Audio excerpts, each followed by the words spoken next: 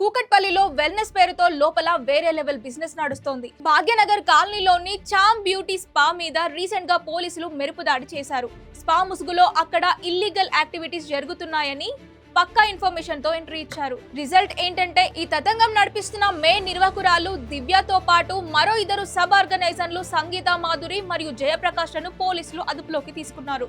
లోపల ఉన్న 6 మహిళలను రక్షించి ఒక కస్టమర్ ని కూడా అదుపులోకి తీసుకున్నారు.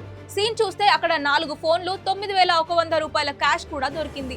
గత నెలలో అంటే ఫిబ్రవరిలో కూడా ఆసన వెల్నెస్ స్పాలో 30 మంది యువకులు మరియు 15 మంది యువతులు అంటే 45 మందిని పోలీసులు అదుపులోకి తీసుకున్నారు.